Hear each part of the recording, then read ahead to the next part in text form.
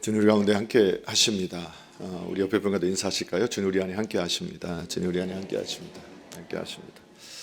예배 자리에 함께 하시는 모든 분들의 심령과 삶 속에 우리 주님께서 주시는 은혜와 평강이 넘쳐나시기를 주님의 이름으로 축복합니다. 종교개혁주일입니다. 10월 31일 날 지금부터 500여 년 전에 다시 교회가 본질을 떠나 하나님의 말씀에서 멀어져 갔을 때, 그러나 하나님께서는 여전히 하나님의 사람들을 준비하셔서 다시 한번 본질로 돌아가게 하는 그러한 일들을 우리가 경험하고, 또 그로부터 우리 개혁교회가 출발하게 되어서 이렇게 주님을 예배할 수 있게 됨에 감사를 드립니다.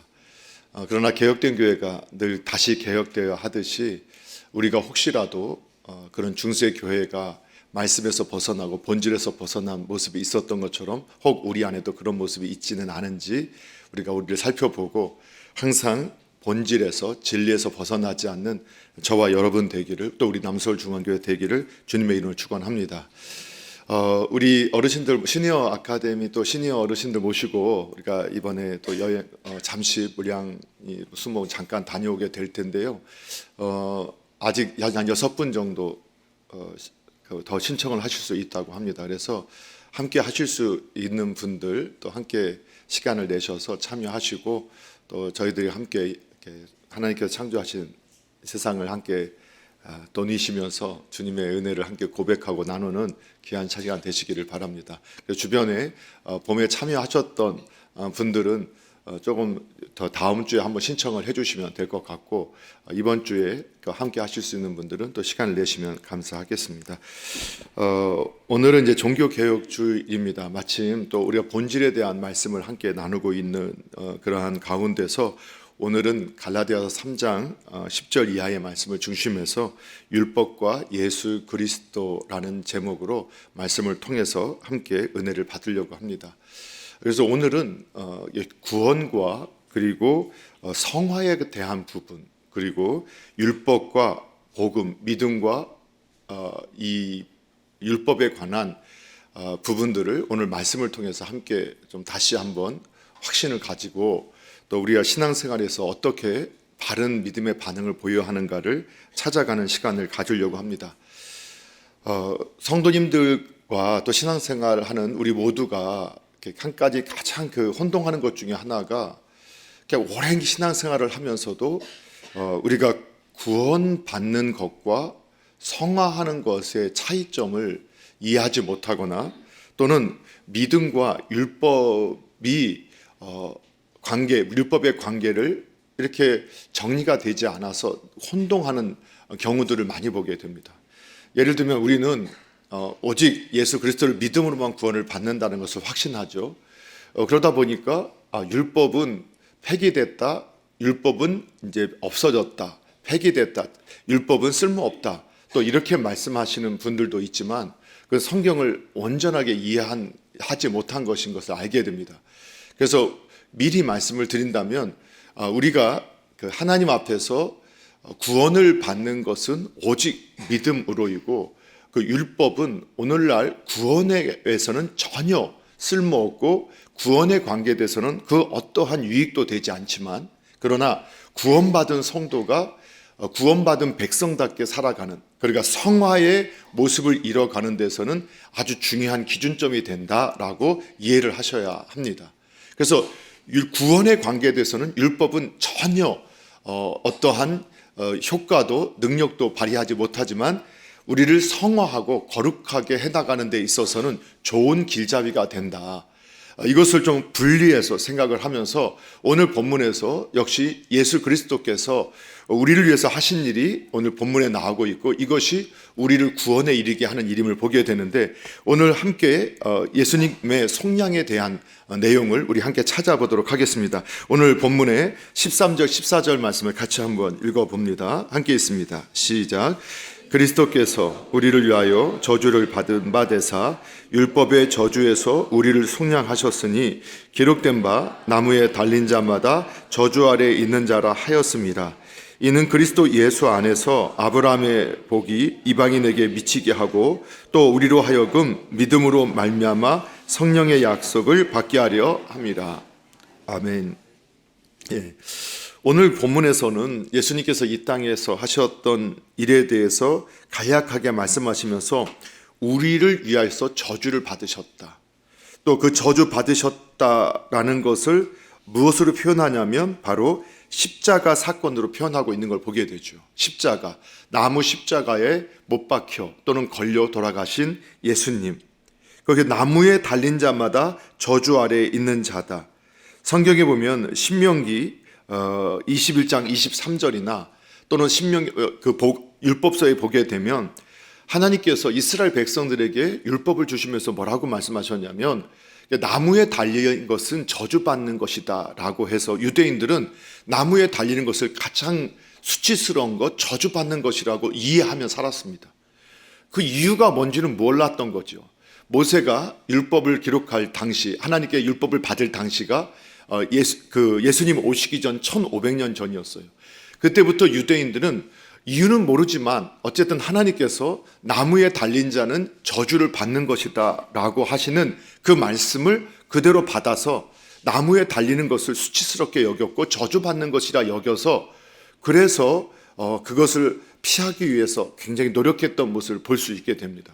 그런데 예수님께서 그걸 왜 그런가 했더니 바로 하나님께서 모든 죄에 대한 심판, 형벌에 대한 저주를 바로 십자가에서 예수님께서 그것을 처리하게 하시기 위한 그림자로 모형으로 그것을 보여주셨다 하는 것을 우리가 예수님께서 십자가에 못 박히심으로 인해서 우리가 확인하게 되었던 것을 보게 됩니다. 여러분, 우리가 이제 성경대로도 그렇고 이 세상의 법대로 그렇고 법을 어기게 되면 어떻게 됩니까? 예, 법을 어기게 되면 어떻게 되죠? 예, 벌을 받게 됩니다. 그것을 형벌을 받기도 하고 판결을 받기도 하고 법을 어기면 형벌을 받고 심판을 받게 되고 저주 아래 있게 되는 것은 현대의 법이나 성경의 법이나 동일하다는 겁니다. 그런데 이 저주에서 우리가 그 저주의 값을 지불할 수 있으면 우리가 충분히 값을 지불하고 나올 수 있겠지만 우리 인간은 그 값을 지불할 수 있을 만한 어떠한 능력이 없다라는 것을 바로 성경을 통해서 아담 이후의 모든 인류의 역사를 통해서 그리고 택함 받은 이스라엘 역사를 통해서 우리에게 보여주시고 바로 하나님의 약속이신 예수님께서 이 땅에 오셔서 그분이 세상의 판결, 당시의 유대인의 판결로 또 거짓된 증인들에 의해서 예수님께서 십자가에 못 박혀 죽는 사형에 해당하는 이러한 형벌을 주님께서 받으셨지만 여러분, 하늘의 판단자이신 하나님께서는 바로 예수님께서 죄 없으심을 인정하셨기 때문에 하나님은 우리에게 말씀하셨습니다. 하나님은 의로우신 분이십니다. 정의로우신 분이십니다. 그래서 하나님은 죄인은 반드시 심판하시지만 의인은 반드시 살게 하시는 분이시라고 말씀하셨는데 예수님께서 이 땅에서 사람들의 거짓 증거에 의해서 죄인으로서 그분이 저주를 받아 십자가에서 처형을 당하셨지만 하늘의 아버지의 판단으로는 이분은 하나님의 정의에 어긋난 적이 없으셨기 때문에 하나님께서 만약 예수님을 살리시지 않으시면 예수님은 예수님의 죄로 돌아가신 것이고 만약 예수님이 죄가 없으신데도 하나님이 살리시지 않으신다면 하나님은 정의로운 분이 아니시게 되어집니다. 그래서 하나님은 정의로우신 분, 의로우신 분이었기 때문에 예수님이 죄 없이 죽으셨던 것을 판결하시고 예수님을 다시 살게 하심으로 그분을 다시 살게 하심으로 예수님이 예수님의 죄로 죽으신 것이 아니라는 것을 판결해 주셨고 그래서 억울하게 죄 없이 죽으셨던 예수님의 그 생명값, 그 피값이 누구에게 전가할 수 있는 값이 되었느냐? 바로 예수님 안에 속해 있는 모든 사람을 살리는 그 대신할 수 있는 피값이 되었다고 성경이 말씀을 하고 있습니다.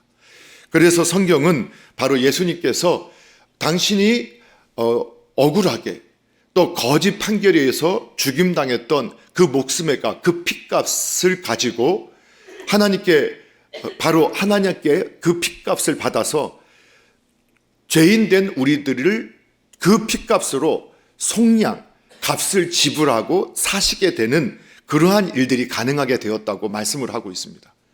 그래서 예수님께서 저와 여러분을 바로 속량하셔서 우리의 죄값을 예수님의 피값으로 지불하셔서 우리를 구원하시는데, 바로 그것을 오늘 성경에서는 이렇게 주님께서 나무에 달린 자마다 저주받은 자로 우리를 대신해서 저주받으시고 그 값을 지불하셔서 오늘 저와 여러분을 하나님의 자녀로 사셨다라고 말씀하고 있습니다.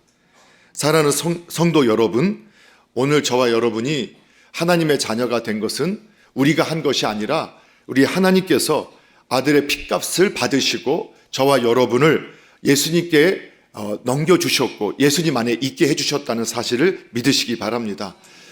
이것이 바로 구원의 역사이고 은혜의 역사이고 생명의 역사임을 믿으시고 주님께서 주신 그 구원의 복, 그 생명의 역사를 항상 누리시는 저와 여러분 되기를 주님의 이름으로 축복합니다. 그 예수님의 그 속량에 대해서, 구속에 대해서 다시 22절에는 이렇게 나타나고 있는데 22절도 한번 읽어보도록 하겠습니다. 시작.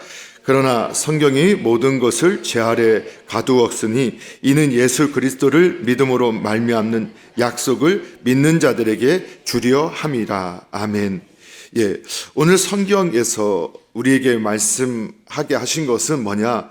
성경은 아담 이후부터 또 택한 이스라엘 백성, 그리고 신약의 백성들의 모습을 통해서도 인간의 어떠한 능력, 인간의 노력으로 하나님에 의해 만족할 만한 사람이 아무도 없다라는 것을 우리에게 보여주셨다는 겁니다. 그것을 성경이 뭐라고 표현하느냐? 성경이 모든 것을 제 아래 가두었다라고 표현하고 있습니다. 그러니까 성경의 역사를 통해 보면 하나님을 위해서 쓰임받았던 사람조차도 완전한 의인이 있었던 적이 없었습니다. 다 허물이 많고 흠이 많은 존재였지만 하나님의 전적인 은혜로 그들을 사용하시고 그들을 성장하도록 하나님께서 도우셨던 것을 우리에게 보여주셨습니다. 그래서 성경을 정직하게 우리가 하나님의 말씀으로 받고 성경을 묵상하고 읽게 되면 사람은 그가 행한, 하나님을 벗어나고 행한 악행을 선행으로 덮을 수 없고 어떠한 우리가 가지고 있는 실력으로 덮을 수 없고 그 값을 지불할 수 없구나 하는 것을 깨닫게 되어지게 되고, 그리고 이것을 깨달을 때 어떻게 되느냐? 우리는 오직 오늘 예수 그리스도를 믿음으로 말미암아 그 예수 그리스도를 통해서 구원을 주시겠다 하셨던 하나님의 약속으로 말미암아 구원받게 된다는 것을 확실하게 하셨다라고 말씀하는 겁니다. 사랑하는 성도 여러분, 정말 혼동하지 마십시오. 정말 헷갈리지 마시고 흔들리지 않으셨으면 좋겠습니다. 저와 여러분이 하나님의 자녀되고 죄사함 받고 거듭나고 구원의 백성이 되고 하나님 나라의 시민이 되고 하나님의 자녀로 입양되어지고 우리가 죄사함 받는 그 모든 일, 성령 받는 모든 일은 우리의 힘으로 되어지는 것이 아니라 하나님의 전적인 은혜라는 사실을 믿으시기 바랍니다.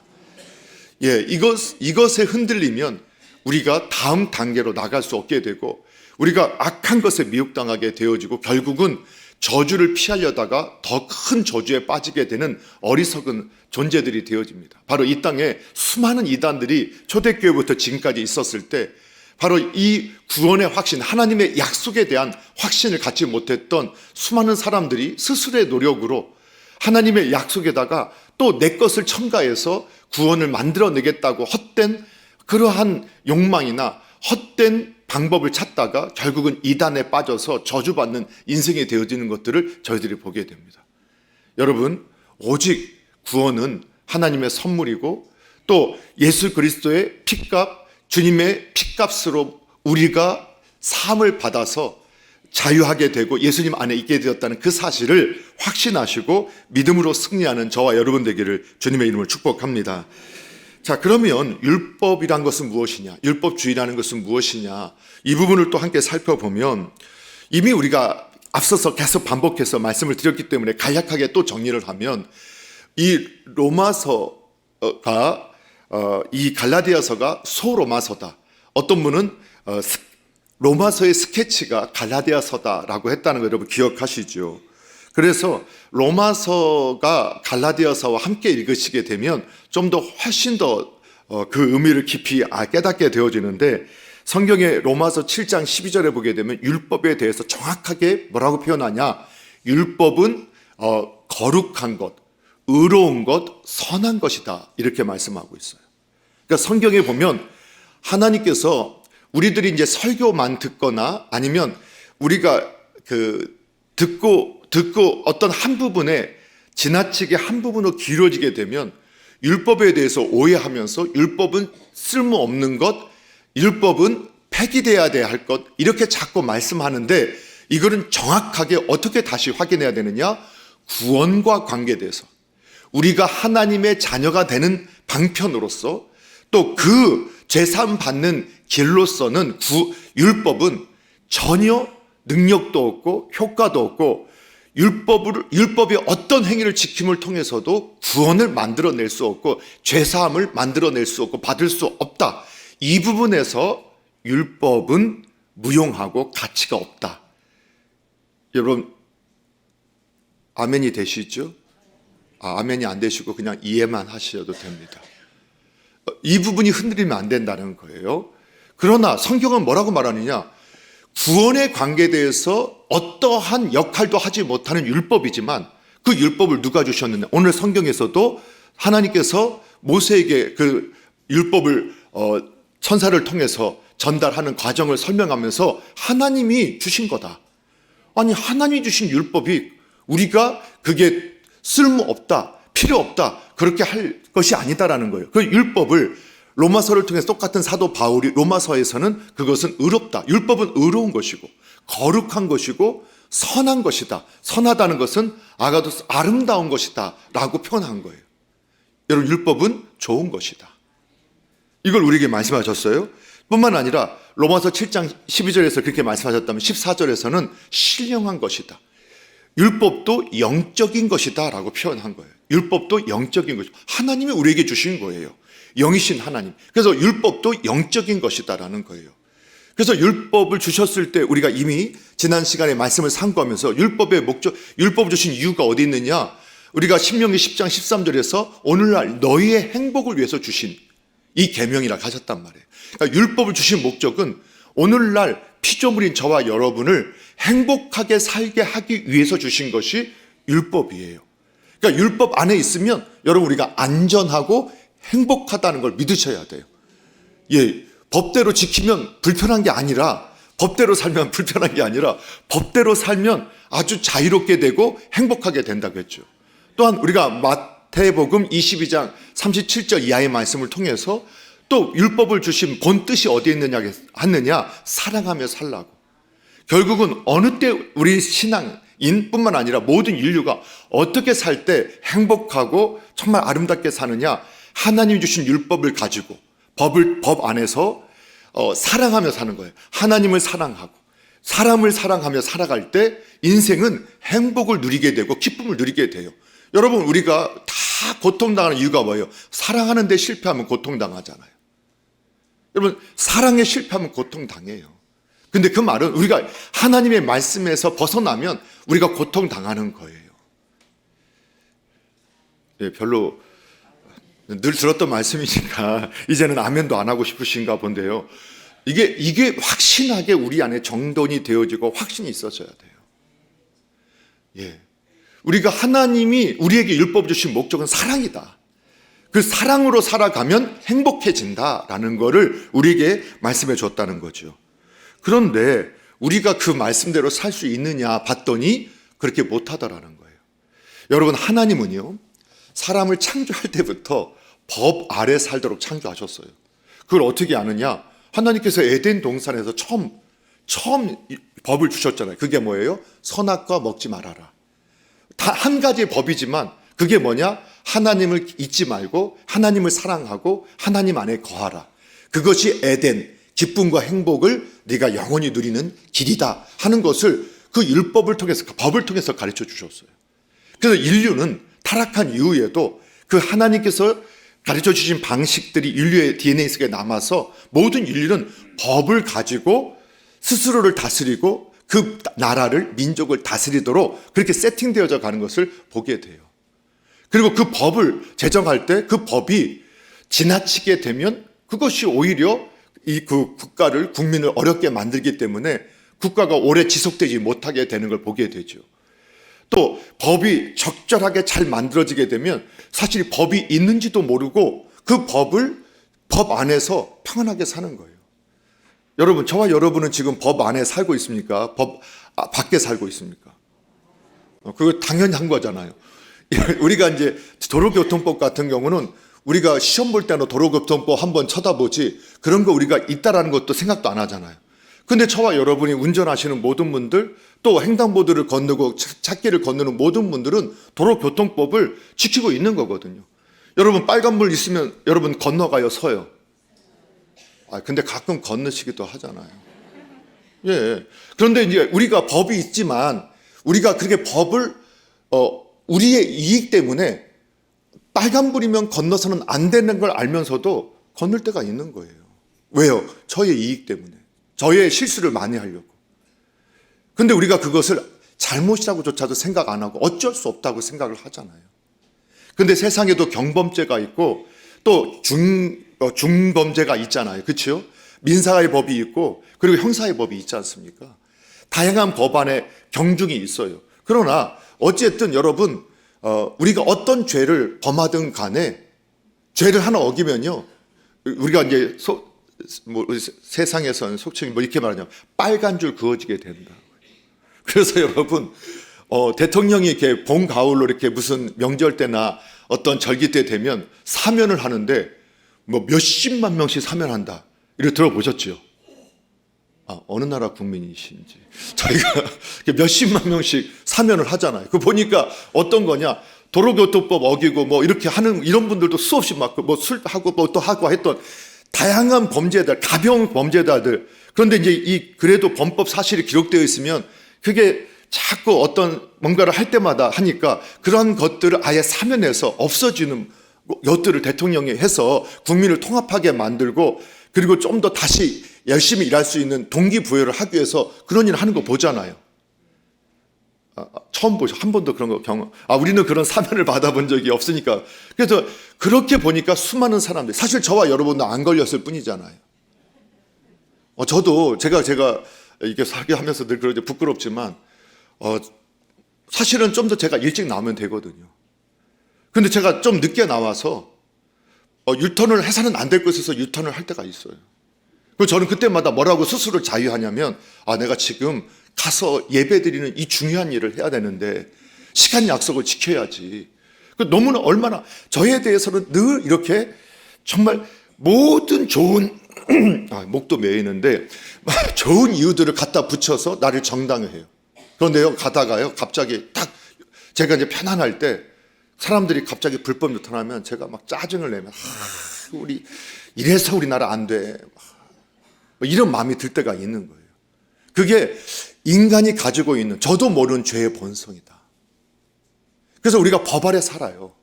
왜냐하면 하나님께서 인간을 법 아래 살게 하심으로 여러분, 인간이 얼마나 악해요.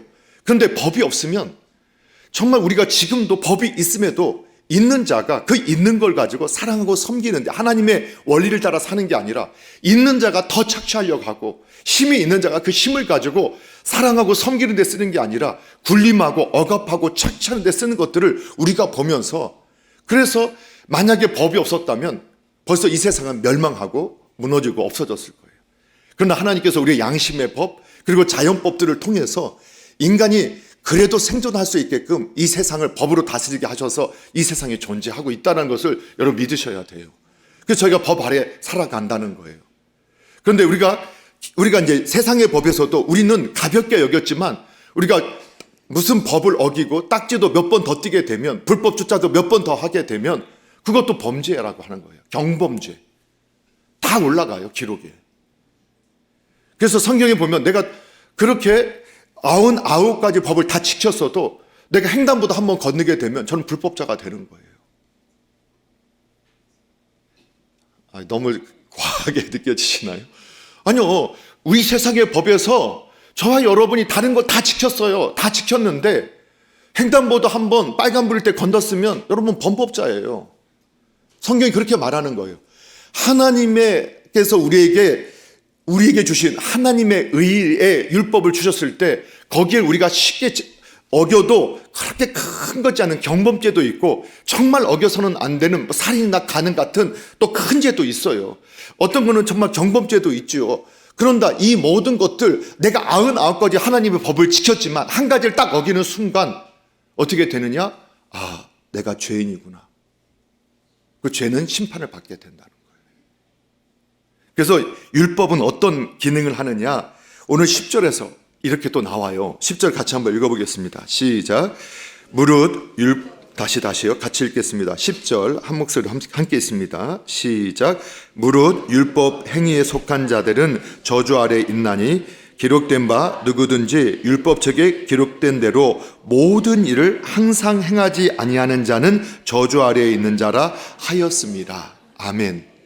예, 우리가 살인하지 말라, 간음하지 말라, 도둑질하지 말라 이것을 다 그걸 지켰어도 내가 누구 거 욕심을 냈다면 예수님께서 내가 진짜 짤찔러 죽이지 않았지만 내가 미움을 가졌다면 내가 누가 실제 간음의 행동을 하지 않았지만 음욕을 품었다면 이미 죄인이다. 너는 이미 범죄했다.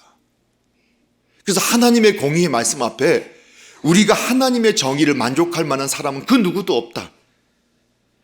누구든지 율법책에 기록된 대로 모든 일을 항상 행해야 되는데 그럴 만한 인간은 아무도 없었다. 그래서 로마서 7장 7절에 보게 되면 율법이 죄냐? 그럴 수 없다. 율법으로 말미암지 않고는 내가 죄를 알지 못했다. 그래서 율법은 어떤 기능을 하느냐? 아, 내가 죄인인 것을 깨닫게 하시는구나. 내가 정말 의로울 수 없는 존재라는 걸 깨닫게 해요. 여러분 이걸 깨닫지 못하면 인간은요 영원히 겸손해질 수 없어요. 그리고 구원을 받고 났다 하나님의 자녀도 우리가 하나님의 의를 만족시킬 만한 능력과 실력이 되지 않는다는 것을 하나님의 눈으로 하나님의 관점으로 나를 판결하고 그렇게 나를 확인하지 않으면 온유하고 겸손한 주님을 닮아갈 수가 없어요. 예. 그래서 로마서 3장 20절에 사도 바울을 통해서 똑같은 바울을 통해서 율법으로는 죄를 깨닫게 하는 것이다. 이렇게 말씀하신 거죠.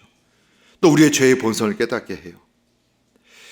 그래서 성경은 의로운 사람은 없대 하나도 없다고 말씀하셨죠. 또 한 가지 오늘 본문에 나오는 내용 중에 우리 읽지 않았지만 19절도 한번 자꾸 왔다 갔다 하나 한 장씩 넘기네. 저건 한 페이지에 다 있는데 여러분 왔다 갔다 하시는 소리가 들리는데요. 19절 같이 한번 읽어보겠습니다. 시작. 그런즉 율법은 무엇이냐? 범법함으로 더하여진 것이라. 천사들을 통하여 한 중보자의 손으로 베푸신 것인데 약속하신 자손이 오기까지 있을 것이라. 예. 우리로 하여금 죄를 깨닫게 하고 또 죄가 확산되지 않도록 또 죄를 짓지 못하도록 주신 것이 바로 율법이다라고 말하는 거예요. 그러니까 우리가 죄인이기 때문에 그 죄인들이 우리가 죄를 짓기에 너무 익숙하기 때문에 죄를 지어서 서로 나의 행복을 망칠 뿐만 아니라 타인의 행복도 망치기 때문에 죄를 짓지 못하도록 하기 위해서 주신 것이 율법이라는 거예요. 저와 여러분이 법을 정하게 되니까 아, 그것은 잘못된 것이구나. 서로 이것을 함께 지킬 때. 그래서 이번에 우리가 할로윈 이번에 그 참사가 있는 1주년을 기념하면서 자꾸 이런 부분들을 가지고 자꾸 선동의 도구가 되면 안 되고 왜 이런 일이 벌어졌냐. 근데 그 원인을 분석하면서 한꺼번에 사람이 몰려 그 당시에 책임 규명들이 제대로 또 안 돼서 자꾸 책임만 하고 왜 그런가는 아직도 답을 찾지 않으니까 해결이 안 되는 너무 안타까운 모습을 보잖아요. 정말 크리스천들이 깨어서 이런 사고가 나면 도대체 싸움박질 하면서 원인 어떻게 다음에는 이런 일이 없게 할 거냐를 가지고 우리가 정말 집중하고 그래서 다시는 이런 일이 반복되지 않게 노력을 해야 되는데 또 너무 다른 데로 가네요. 그럴 필요가 하는데 그렇지 않아요. 그런데 그래도 하나 이제 또 이번에 나왔던 내용 중에 하나가 뭐였냐? 우측통행만 잘해도 된다. 우측통행만 지켜도 서로가 올라가고 내려갈 때 우측통행만 지키려고 노력해도 이런 사고는 나지 않는다. 이렇게 표현한 거예요. 너무 당연한. 물론 우리는 어렸을 때부터 차들은 오른쪽 길, 사람들은 왼쪽 길 하다가 왜 갑자기 오른쪽으로 바뀌었는지 저도 잘 모르겠어요. 그럼 어느 날부터 하여튼 오른쪽 사람을 오른쪽 길 가라 하니까 또 정한 규정이니까 우리가 다 같이 그냥 지켜서 오른쪽 가는 거예요. 법이 정해지니까 참 이상한 게 뭐냐면 법이 정해지고 딱 되어지니까 어떻게 돼요? 지금까지는 제가 왼쪽으로 늘 다녔거든요. 그런데 어느 날부터 왼쪽으로 가면 사람들이 다 오른쪽으로 내려오고 저도 오른쪽 가면 왠지 뭔가 왼쪽으로 가면 내가 좀 질서를 어기는 사람 같은 그런 생각 안 드세요? 그래서 아무도 안 내려온 길인데도 아무 쪽으로 가도 되는데 그냥 오른쪽에 붙어 올라가는 모습을 제 모습을 보게 되는 거예요. 그게 법인 거예요. 법은 그렇게 우리를 만들어 가요. 여러분, 그래서 법을 통해서 우리가 죄를 깨닫고 죄를 지키지 않게, 죄를 짓지 않게 해서 우리를 행복하게 만들기 위한 목적도 있다. 여러분, 그런 율법의 선한 것들을 지킬 수 있기를 바랍니다. 그런데 율법주의가 그럼 뭐냐? 바로 성경에서 말하는 율법주의, 세상이 말하는 율법주의와 다른 것은 바로 구원의 구원은 오직 예수 그리스도, 하나님의 약속이신 예수 그리스도를 믿고 영접함으로 되어지는 것인데, 마치 그 율법을 지킴으로써 구원을 받는 것처럼 오해하게 하는, 또는 그걸 지켜야 구원받는다라는 뉘앙스를 주게 되는, 그리고 실제로 그걸 지켜야 네가 구원받았다고까지 말하게 되는 이 모든 것들을 율법주의자라고 하는 거예요. 여러분, 그래서요, 우리가 참 조심해야 겠어요. 교회 다니면서 야, 너 주일도 안 지키면서 네가 하나님의 자녀야? 이런 말 하시는 거. 너 그렇게 하면서 너 어떻게 하나님의 자녀라고 할 수 있어? 너 그렇게 하면 하나님 자녀 아니야. 그건 우리가 할 말이 아니에요. 예. 그래도 하나님의 자녀예요. 우리가 어떠한 율법을 지키지 말자, 그가 아니라겠죠. 그런데 네가 그걸 지켜야 하나님의 백성이지, 너가 그걸 지켜야 성도지. 왜? 못 지켜도 성도예요. 그래서 여러분, 이 비유를 여러분 꼭 항상 기억하십시오. 우리가 대한민국 국민이 법을 어기면 어떻게 돼요? 대한민국 국민이 아니게 돼요? 국적이 취소돼요? 아니요, 대한민국 국민은 범죄를 해도 대한민국 국민이에요.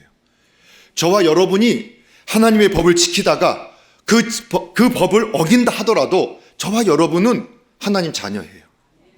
그 신분에 대해서는 변함이 없는 거예요.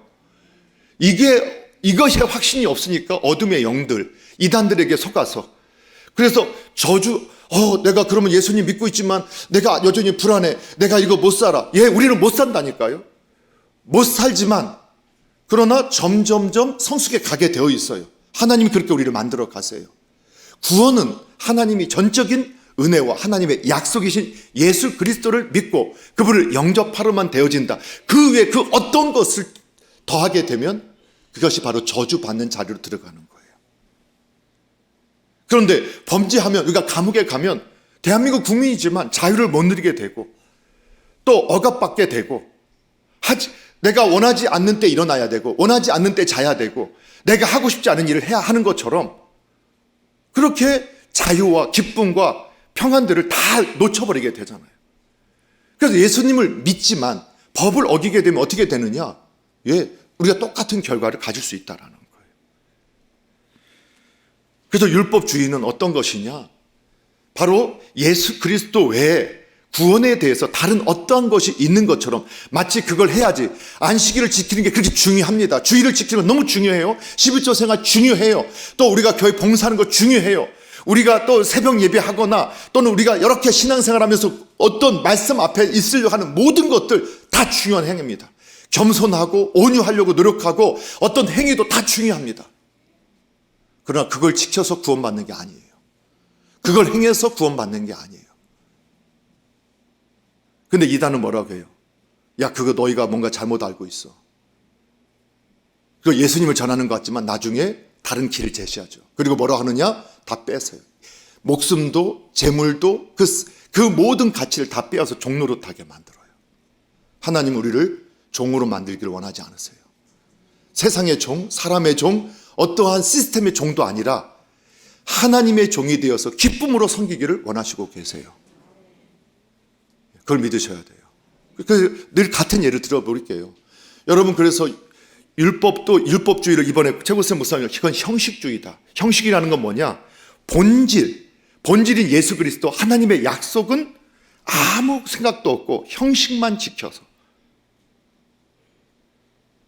그 왜 그러느냐? 본질을 믿지 못하거나 확신하지 못해서.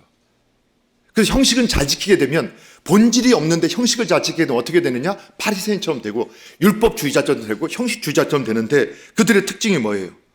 하나님마저도 정죄한다니까요. 예수님마저도 정죄해요. 그들의 눈에는 예수님마저도 정죄의 대상이 돼요. 그리고 그들은 항상 타인을 정죄해요. 왜? 그 형식이 자기의 하나님이 자기의 의가 아니라, 예수님이 자신의 의가 아니라 그 형식이 나의 의가 되어지는 거예요. 그래서 여러분, 안식일을 지키면 누구에게 복이 돼요? 예? 옆에 사람이 복이 받아요? 제가 복 받잖아요. 안식일을 그분이 안 지키면 어떻게 돼요? 예, 그분이 점점점 비참한 삶으로 나가게 돼요. 그걸 우리가 확신하잖아요. 그 확신하시죠? 그러면 여러분, 주의를 잘 안 지키는 성도님을 보면 어떤 마음이 들어야겠어요? 불쌍한 마음, 정상적인 마음이죠. 또 어떤 마음이 들어야겠어요? 불쌍한 마음밖에 안 들은 거예요. 네, 안타까운 마음도 들고, 정말 간절한 마음도 들고, 뭔가 좀 더 저 사람을 위하는 마음, 이런 마음 막 들 거 아니에요. 이게 정상적인 반응이죠. 그런데 율법주의자는 어떻게 되느냐? 분노해요. 화를 내요.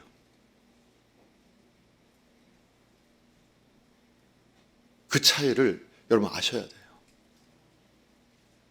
정말 그분의 행복을 위하는데. 그럼 어떻게 되느냐? 복음 안에 있는 사람은 그 안타까운 형제 자매를 보면서 기도로 들어가기 시작해요. 주님, 저 영혼이 주님을 깊이 만나고 주님의 안식 안에 거하게 해주시옵소서. 그런데 율법주의자, 형식주의자는 어떻게 되느냐? 분노해요. 정죄해요. 만나자마자 이렇게 말하는, 너 죽으려고 환장했어? 이제 그것도 사랑을 담아서 할 때도 있겠지만 분노의 감정으로. 그러니까 그 하나님의 마음을 알지 못했던 어린아이들이 율법으로 사랑의 형식을 배웠어야 되는데 정죄의 형식을 배우기 시작하니까 신앙은 늘 마귀에게 속아서, 야, 하나님은 너를 억압하는 분이잖아. 하나님은 너를 자유케 하시는 분이 아니잖아. 하나님 너를 기쁘게 행복하게 사는 거 원치 않으시잖아. 그 속게 만들어버리는 역할을 하는 거예요. 사랑하는 성도 여러분, 저와 여러분은 진정한 이 율법과 복음의 가치를 바로 알아서 주님 안에서 자유와 평화를 누리고 복의 통로로 쓰임받는 은혜가 있기를 주님의 이름으로 축복합니다. 그래서 저와 여러분이 정말 자유하십시오. 하나님의 약속에 확신을 가지십시오. 우리는 실수할 수 있습니다. 근데 저와 여러분이 중범죄를 범하는 죄인들인가요? 그래도 여기 계신 분들쯤이면 그냥 빨간불일 때 걷는 정도지, 여기서 누구 살인하고 막 간음하고 이 정도 중범죄 진분들 없지 않지 않습니까? 혹시 그런 분이 있다 하더라도 회개하시면 됩니다. 하나님 진실하게. 그런데도 또 그 경범죄도 하나님께서 우리 행복을 위해서 하지 말라고 했으니까, 그러면 또 그렇게 하지 말자. 그래, 악한 마음은 품지도 말자. 미워하는 마음은 품지도 말자. 분노의 감정은 빨리 처리하자. 그러니까 우리가 그렇게 경범죄죠. 실제 안 죽였으니까. 그러나 하나님은 그렇게 하지 말라고 했으니까, 내가 경범죄라도 하나님 말씀에 범법했구나. 내가 죄를 범했구나. 그러면서 어느 순간 보니까 너무 자연스럽게 그냥 법이 정해져, 처음에는 나는 항상 왼쪽 길로 가는 게 익숙했지만 법이 정해져서 내가 하나님 법으로 돌아와서 우측으로 가라니까 나도 모르게 어느 순간은 그냥 우측으로 가는 게 자연스러워질 때까지. 그랬더니 나도 편안하고 상대방도 편안해지는 그런 은혜가 있기를 바랍니다. 그래서 여러분, 율법주의자의 그 위선, 그리고 다른 사람 앞에서 자기보다 좀 잘난 사람을 만나면 비굴해지고 비겁해지고, 자기보다 조금 못하는 사람을 만나면 교만해지고 거만해져서 어쩔 줄을 몰라 하는 이러한 태도가 아니라, 진정한 하나님의 사랑, 온유와 겸손, 예수님의 온유와 겸손과 그 사랑으로 그 자유함을 누릴 수 있는 저와 여러분 되기를 축복합니다. 그럼 결론으로, 그러면 이 율법과 예수 그리스도의 관계가 오늘 24절에 나오거든요. 24절 같이 한번, 어디로 넘어갔는지, 한번 읽어보겠습니다. 24절 같이 읽습니다. 시작. 이같이 율법이 우리를 그리스도께로 인도하는 초등교사가 되어 우리로 하여금 믿음으로 말미암아 의롭다함을 얻게 하려 함이라. 아멘. 율법은 바로 죄인된 저와 여러분을 예수님께로 인도해 간다. 그러니까 율법의 목적이 내가 하나님에 의해, 세상의 법도 내가 완전하게 항상 지킬 수 없는 존재인데 하나님의 법은 더군다나 우리가 완전하게 항상 지킬 수 없는 존재를 알게 되어서, 그러면 나는 항상 심판 아래, 형벌 아래, 저주 아래, 결국은 사망으로 끝나게 되는 인생이 돼야 하는가? 그게 아니었구나. 그래서 내가 할 수 없어서 하나님께서 예수님 보내주셨구나. 그게 복음이잖아요. 그래서 우리가 죄를 깨달을 때마다 나를 살려주신 그 은혜, 나를 회복해 주시는 그 은혜, 주님을 생각하고 다시 주님 앞에 나아가게 되는. 그래서 율법은 우리를 예수님께로 인도해 가는 초등 선생님이라고 이렇게 표현하고 있는 거예요. 그래서 여러분, 율법은 구원에는 아무런 효능도 어떠한 역할도 하지 못한다. 그러나 구원받은 백성에게 하나님께서 어떤 역할을 하시느냐?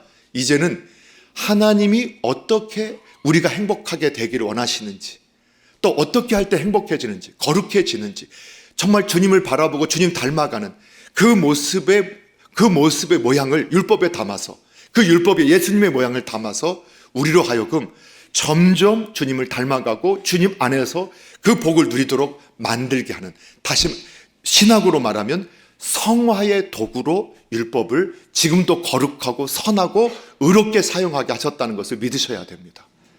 그래서 오늘도 저와 여러분이 구원의 관계에 있어서는 율법은 아무런 역할도 하지 못하지만, 구원받은 성도로서 저와 여러분이 예수님을 바라보고 예수님을 닮아가고 하나님 안에서 하나님 나라의 시민으로서의 자유와 기쁨과 그 능력과 그 행복을 누리게 하는 일에 율법이 우리에게 지금도 그대로 작동한다는 것을 믿으시고, 그 법 안에서, 예수 그리스도 안에서 구원과 그리고 영광의 복들을 마음껏 누리는 우리 남서울중앙교회 가족 되기를 주님의 이름으로 축복합니다. 기도하겠습니다.